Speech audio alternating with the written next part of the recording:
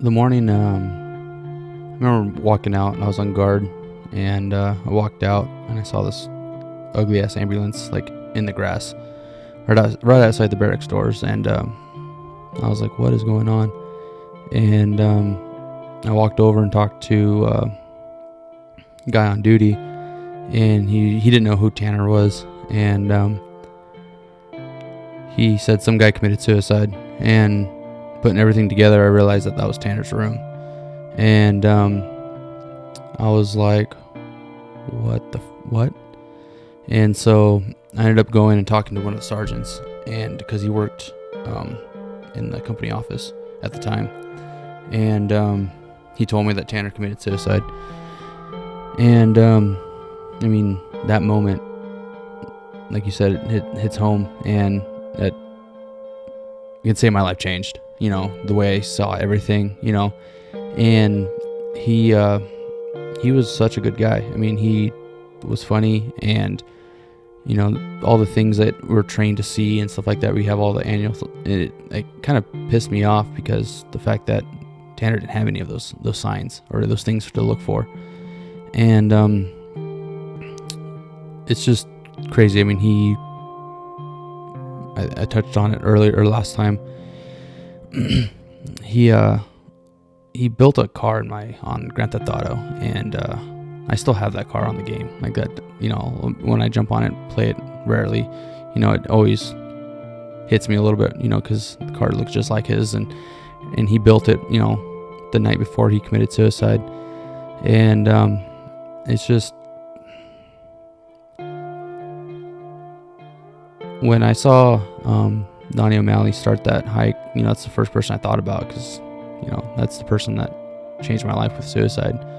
And so that's what really pushed me to get this started here, because I don't want anyone else to experience that feeling of having someone commit suicide and change their lives. So that's where I just jumped on that wagon to get this started for Moses Lake, because I don't want anyone else to experience that from what me and you have experienced.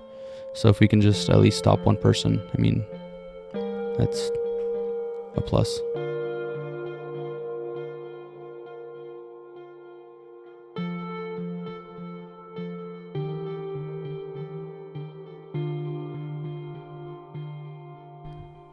So I think that when suicide probably really actually hit me hard was the day that I got the phone call that Armstrong committed suicide.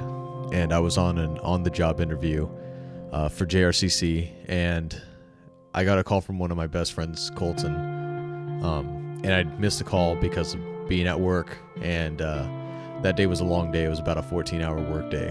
So by the time I was able to call him back, it was already a few hours later, and I talked to him about it, and he told me that Armstrong had committed suicide. Armstrong was my assistant. I was a training chief at the time, and he was my training assistant. His name was Matthias Armstrong, and it always makes it harder when you think about trying to figure out what the signs were and how you could have helped him, how you could have tried to prevent it. But it does make it more personal when it was somebody that you knew, and somebody that you worked with, and somebody that you hung out with outside of work. And it makes it even harder knowing that it was one of your Marines. And that's what made it personal for me. Armstrong committing suicide is what made my outlook change, and realize that it was more of an issue than I thought it was before.